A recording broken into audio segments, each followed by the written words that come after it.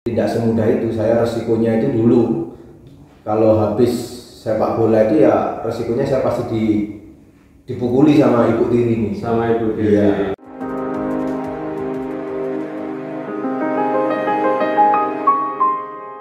Assalamualaikum warahmatullahi wabarakatuh. Berjumpa kembali dengan saya Cak Ramadan di podcast Ayo Berkata Jujur. Nah, pada kali ini kita kedatangan orang yang tidak asing lagi di dunia sepak bola, khususnya di Kabupaten Jember. Siapa dia? Inilah Jaya Hartono. Ya, selamat datang Mas Jaya. Selamat datang, Mas. Apa kabar? Alhamdulillah Sehat ya? Sehat.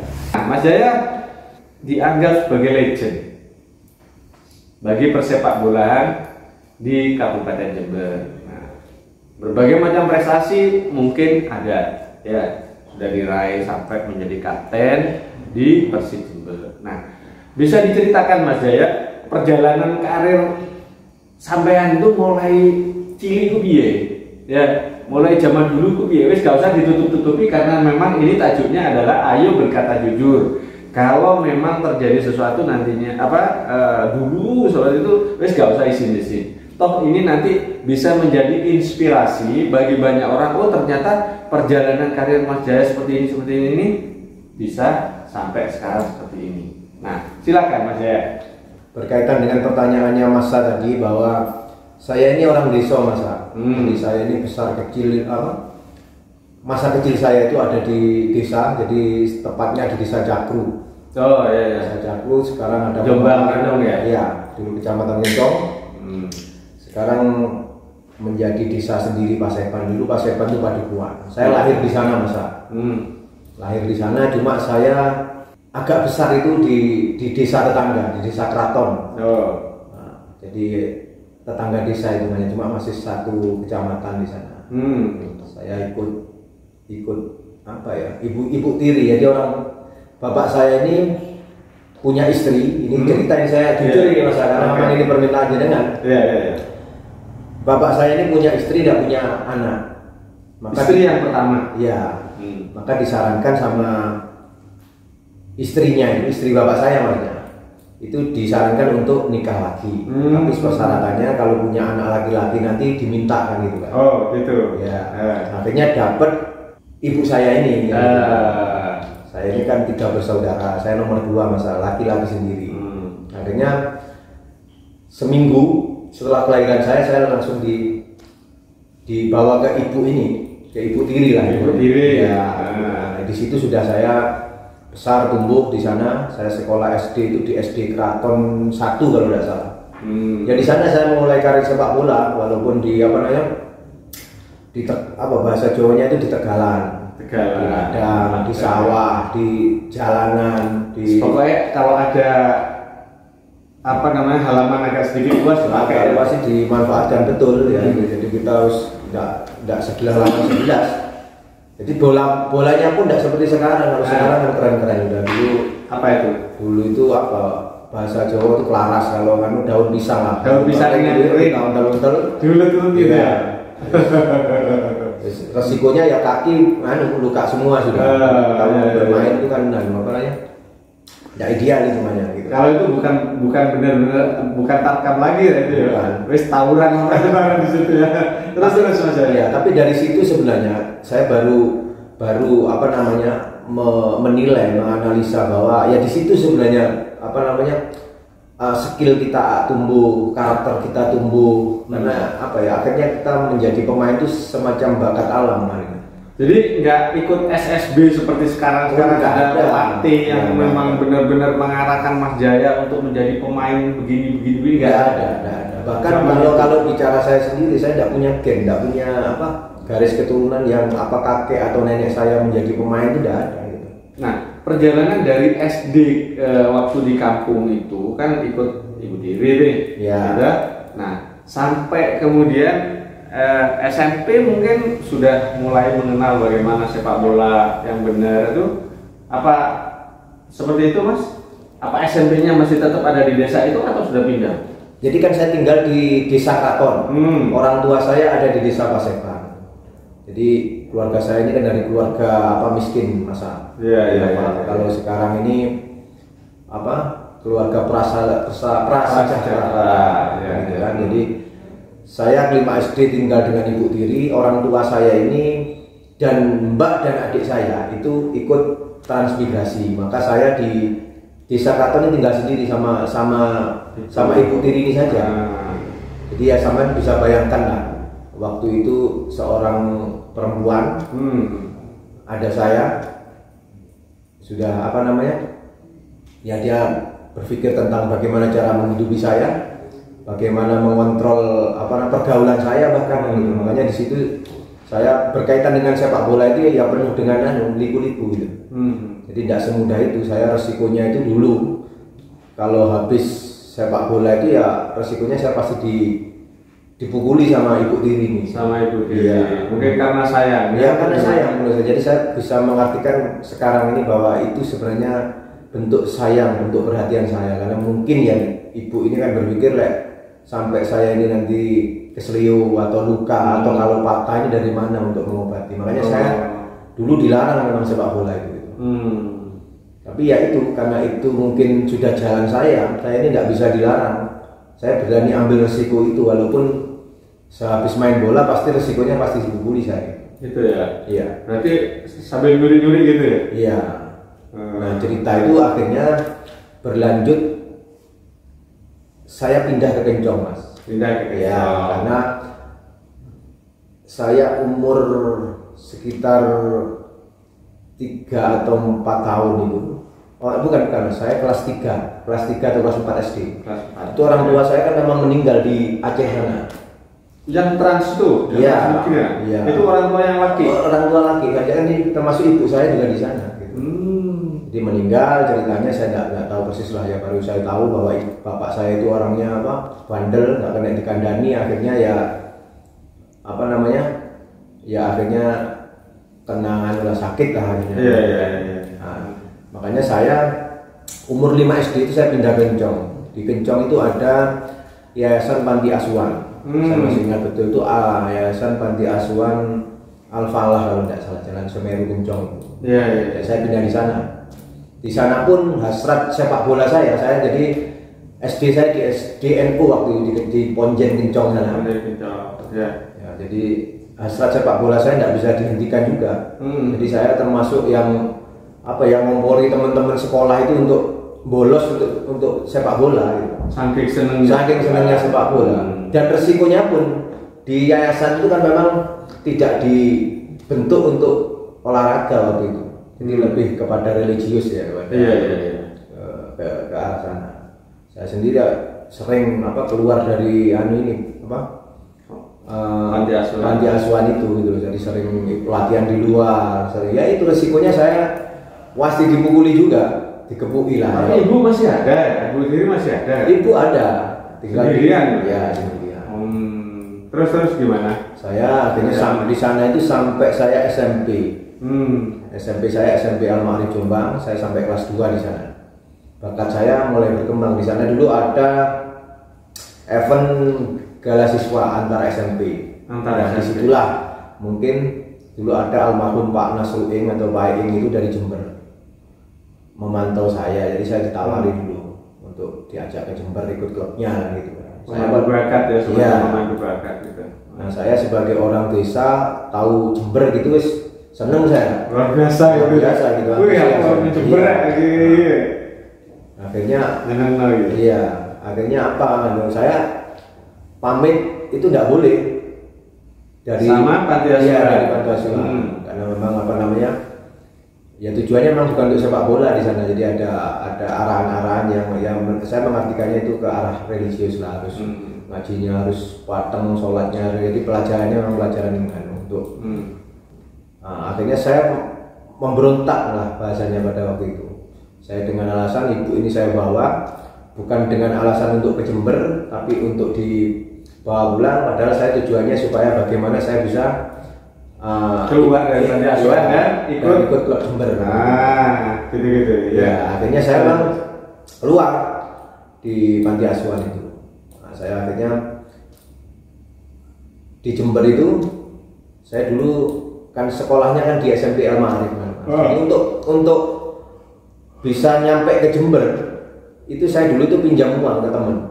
Jadi ada teman saya sekarang tinggal di Surabaya, itu teman yang tak anggap harus sejarah betul gitu.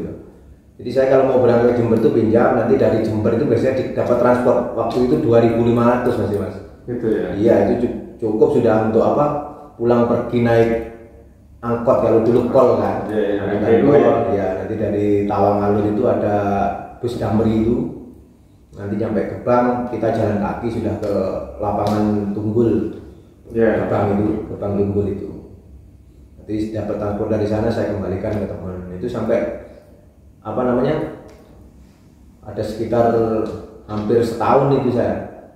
Nah, sampai pada akhirnya ada Persib Junior itu. Ada Persib. Ya, saya salah satu yang masuk. Tapi tetap SMP-nya di Ma'arif itu ya? Sampai kelas 2 saya. Sampai kelas 2. Iya, nah, kenapa saya terus pindah ke Jember itu? Termasuk sekolah? Sekolah, ya. Karena saya masuk di Persib itu. Karena saya sudah mengabaikan sekolah karena senangnya masuk di Jember ini. Iya. Saya sekolah sudah jarang masuk sudah. Jadi pikiran saya ini sepak bola terus sudah mas. Nah, akhirnya di situ saya dengan almarhum Pak Haji Mahmud itu dulu ketua Persib beliaunya.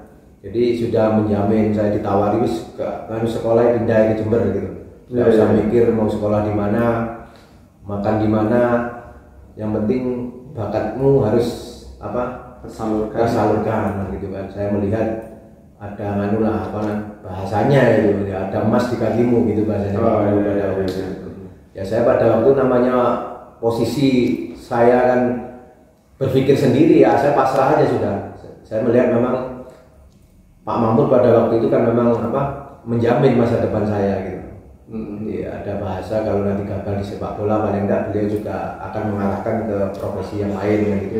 Nah, saya manut memang mas waktu itu mas. Nah itu sudah saya akhirnya pindah dari SMP Al-Ma'arif kelas 2 terus masuk di SMP Kartika Jember itu saya. Nah itu sudah awalnya saya, jadi itu sekitar tahun 89 saya mas. 89. Iya, saya masuk Jember itu 89. Nah di situ saya tahun 90 masuk Persib Junior. Iya. Jadi kalau dulu itu Piala Sulatin namanya. Tahun 90 ya? Iya. Wow. 90 dulu manajernya itu masih Pak Nagani itu kalau nggak salah itu. Dan Dim atau Dan Ramil gitu kan ya. Iya. Ketua Persibnya Pak Haji Mahmud almarhum. Masih Bupatinya Pak Winarno kalau nggak salah. Iya, sebelum Abah Samsul itu. Itu dari situ kemudian karir Mas Jaya itu terus berkembang ya? Ya, saya di Persib ya apa nah? Ya kalau saya ngomong dulu Persib zaman-zaman tradisional lah ya. Sampai saya itu dulu mengalami Persib zaman profesional zamannya Abah Samsul. Sampai sekarang ini saya melihat sepertinya mau kembali ke tradisional walaupun semoga enggak gitu.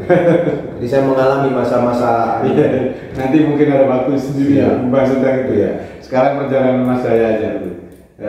Dari apa namanya SMP-nya pindah ke sini ya. Kemudian sampai jadi pemain junior kan gitu ya. Terus gimana itu? Setelah menjadi pemain junior ada jaminan nggak dari orang yang menjadi bapak asuh misalnya di sini kehidupan ya paling enggak saya kan pindah iya saya pindah sini, kan? Ya saya pindah akhirnya memang tinggal di rumahnya Haji Mahmud di Jalan Gajah Mada waktu itu Gajah Mada 272 saya ingat betul itu tahun 90 itu Pak Mahmud Haji Mahmud Sarjoyono Persib saya ya intent sudah jadi dari Persib saya tahun Persib Junior itu tahun 90 saya di klub Jember itu terus Persib Juniornya 91 sampai 92 kemudian saya sampai hampir 5 tahun itu ada di Persib Senior waktu itu cuma kan kondisi Persib zaman itu kan tidak seperti sekarang kan sekarang kan ada mes ada apa kalau dulu ya kita apa namanya ya karena swadaya lah mungkin gitu jadi habis latihan pulang nanti main lagi kumpul lagi kapan gitu kan. Jadi yang saya bilang itu masa-masa tradisional lah gitu. Saya ngalami itu dengan beberapa teman mantan Persib itu di masa-masa itu tahun 90-an itu. Baru saya setelah sekitar 5 sampai 6 tahun itu bela Persib. Persib pada waktu itu ada tawaran untuk mengirimkan pemain untuk diseleksi di Indosemen itu. Oh, Itu tahun 95 itu Mas. iya iya iya. 95 pada waktu itu ada 10 pemain Persib yang berangkat ke Bogor sana di Cibinong yang di Indosemen untuk diseleksi. Akhirnya alhamdulillah saya dan senior saya yang dari Baratan tuh Mas Heri itu yang akhirnya nyangkut yang lolos seleksi itu gitu. Nah dari situlah awal karir saya sebenarnya, awal karir sepak bola saya, karena saya baru mendapatkan gaji ya di situ sudah awalnya di Indosemen itu. Indosemen ya. Iya di Indosemen. Saya di sana setahun, kemudian ini kan cerita ini Mas. Iya iya. Apa? Jadi apa namanya, setahun saya di sana, kemudian ada merger pada waktu itu kalau tidak salah Liga Danhil. Jadi Liga Danhil itu Indosemen merger sama Mataram Putra. Salah satu klausulnya itu kan separuh pemain dari Indosemen, separuh dari Mataram Indosemen. Makanya ada proses seleksi juga di Indosemen itu. Alhamdulillah saya lolos juga di sana, masuk 15 pemain yang dikirim ke Mataram, ke Jogja. Akhirnya saya pindah ke Jogja ya Mas. Pindah ke Jogja. Ya, Mataram Putra menjadi Mataram Indosemen pada waktu itu. Itu di Liga 1, Liga 2. Itu sudah liga profesional? Iya, liga profesional sudah. Mataram Indosemen. Dulu ada kaptennya yang Nolong Bulan, ya, Beki Lasut dan lain-lain itulah senior-senior saya di sana. Saya 2 tahun di sana, Liga Danhil sama Liga Kansas. Kemudian saya pindah lagi. Saya orangnya Mas apa ya? Seneng apa namanya? Ya karena mungkin latar belakang itu gitu loh. Jadi senang berpindah-pindah saya sambil belajar apa karakter, kultur. Jadi saya dulu kalau ikut klub itu kalau tur di mana di Papua, di Maluku itu pasti ngelayap saya. Ke pasar-pasar kemana saya senang saya lihat apa kuliner. Jadi tahu masyarakat. Iya, terus masyarakat setempat bagaimana itu makanya saya senang kuliner gitu. Iya, jadi saya setelah dari Indosemen saya pindah ke Indonesia. Saya sempat ke Mitra Surabaya dulu. Mitra Surabaya. Iya, dulu. Tapi Galatama waktu itu. Iya. Sudah Galatama apa yang? Iya. Kan Mitra ABG yang kemudian kan itu. Iya. Saya zamannya Om Rudi Kelce sama Joko Malis pada waktu itu. Saya termasuk tergolong pemain muda dulu ada dengan beberapa teman di sana itu. Setelah dari Mitra itu saya terus ke Pekanbaru kalau tidak salah. Pekanbaru. Iya, ada PSPS dulu. PSPS Pekanbaru. Iya, PSPS Pekanbaru. Terus sempat ke Indosemen. Indosemen mana? Persijatim Mas. Persijatim. Iya, Persijatim yang sekarang akhirnya jadi Sriwijaya FC itu kan. Iya. Ya. Sempat di PSBL Bandang Lama. Nah, 2002 itu setelah saya pindah dari klub itu 2002 saya ditelepon oleh dulu Bupati Jember. Ya, supaya pulang karena pada waktu itu katanya Persib target kan itu kan. Jadi putra-putra daerah yang ada di rantau yang ikut klub luar itu supaya diminta untuk pulang gitu kan. Memperkuat Persib. Ya, itu 2002. Ya alhamdulillah 2002 itu setelah 32 tahun Persib berkutat di divisi 2, dulu divisi namanya, kalau sekarang kan Liga 1, Liga 2, ya. Liga 3, kira-kira Liga 3 lah kalau sekarang. Itu akhirnya bisa naik ke divisi 1 pada amatir ke semi profesional. Ya, semi profesional divisi 1 itu sekitar tahun 2002 itu. Iya. Dan teman-teman. Tapi naik bener ya? Naik dari kasta terendah ke kasta lebih tinggi ya. Di Persib. Kemudian 10 tahun kemudian 2010 kalau tidak salah. 8 tahun Mas, 8 tahun kemudian itu kan naik juga kan sempat kita ke divisi utama kalau tidak salah. Divisi utama Persibaya itu. Nah, itu sudah saya ke Persib, habis itu saya setelah dari Persib itu saya sempat ke Persegi Gianyar, sempat ke Perseden Denpasar, Persib Probolinggo, MP Mojokerto, banyak lah Tarakan, bahkan di Palangkaraya itu juga. Karena ya itu saya ketika ditawari temen itu sudah mikir panjang sudah. Pokok iya, karena memang saya orangnya pokok iso urip lah gitu, pokok iso duwe konco wis gitu loh. Wis berangkat aja wis budal aja wis gitu loh. Jadi mendak ribet urusan. Tapi waktu itu belum berkeluarga kan Mas? Masih bujang ya? Ya merantau kemana-mana? Iya, ya ada yang sudah berkeluarga, ada yang belum berkeluarga. Tapi kan ya semuanya kan tetap diskusinya dengan keluarga. Sampai kemudian kembali lagi ke Persib Jember. Kembali ke Persib, menutup karir sepak bola juga di Persib juga. Di Persib Jember sampai menjadi kapten kalau nggak salah ya. Iya, ya saya 2002 itu dulu kapten saya. Sudah kapten ya situ ya. Sama pemain-pemain. Iya, senior saya itu banyak. Ya, alhamdulillah. Jadi benar-benar loyalitasnya terhadap sepak bola tidak diragukan lagi Mas Jaya ya. Nah, terus setelah menjadi pemain itu kan lebih banyak nganggur gitu ya. Ya. Apa ada sempat menjadi pelatih atau asisten pelatih atau gimana? Ya saya kalau di Jember itu kan termasuk salah satu ketua klub saya. Untuk di internal PSSI-nya, Tanggul Putra saya ketuanya. Tanggul ya? Ya, Tanggul Putra. Untuk di Persibnya saya 2018 nih ya sempat juga menjadi asisten pelatih Persib gitu. Dulu ada Mas Mirza itu sebagai manajernya. Saya sempat menjadi asisten. Mirza. Target berikutnya. Ya, kira-kira itu Mas. Jadi ya di luar itu sih ya kita orang bola tidak akan lepas dari itu gitu. Jadi saya di tengah negara susah ini ya tetap berputar di sepak bola. Tetap di sepak bola. Latih, memberi motivasi lah kepada adik-adik ini supaya paling tidak kan kalau saya ini kan termotivasi karena saya punya anak laki-laki gitu. Jangan sampai dengan sepak bola ini paling tidak bisa mengurangi kenakalan remaja. Tapi anak juga ikut seperti bapak gitu ya? Iya ikut, walaupun bakatnya tidak sama atau jalan mengarahnya tidak sama garisnya gitu. Tapi semangat untuk sepak bola tiga-tiganya ikut sepak bola. Oke. Nah sekarang kan pertanyaannya adalah ketika sudah tidak menjadi pemain ya, menjadi asisten pelatih pun sudah tidak begitu ya? Nah, apa kesibukan Mas Hartono? Apakah main antar kampung atau di bond oleh klub lain dan lain sebagainya?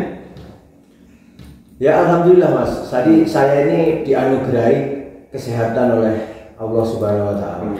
Ya, jadi saya di usia yang seperti ini, ya masih ada aja yang ajakan. Sekarang lagi ngetren ini usia 40, usia 45. Ya alhamdulillah saya akhirnya justru di hari tuanya ini saya bisa bermain dengan Yusuf Eko Dono, dengan legenda Persibaya, legenda Arema. Saya sering main di wilayah barat sana. Alhamdulillah Mas, dulu padahal di usia muda lebih sering saya nonton di TV gitu. Bahkan ada yang jadi lawan tanding di lapangan gitu. Yang jadi satu lapangan. Iya, kalau sekarang ini justru menjadi teman akhirnya gitu. Alhamdulillah gitu. Jadi saya cukup bersyukur karena memang ya kesehatan itu memang penting menurut saya gitu. Menjaga stamina betul ya. Jadi di luar itu ya ada usaha-usaha Mas, walaupun kadang naik turun itu biasa lah. Kemudian dari dinamika keluarga, dinamika ekonomi itu biasa sudah. Demikian bincang-bincang saya dengan Mas Jaya Hartono untuk segmen yang pertama, yaitu tentang sejarah dan profil dari Mas Jaya Hartono, sehingga banyak orang menyebut dia itu sebagai legend di persepak bolaan Kabupaten Jember ini. Dan kita memang memahami bahwa loyalitas Mas Jaya Hartono di dunia sepak bola ini nggak bisa diragukan lagi. Demikian bincang saya hari ini. Saya Ramadan di Ayo Berkata Jujur. Terima kasih. Jangan lupa segmen berikutnya harus diikuti.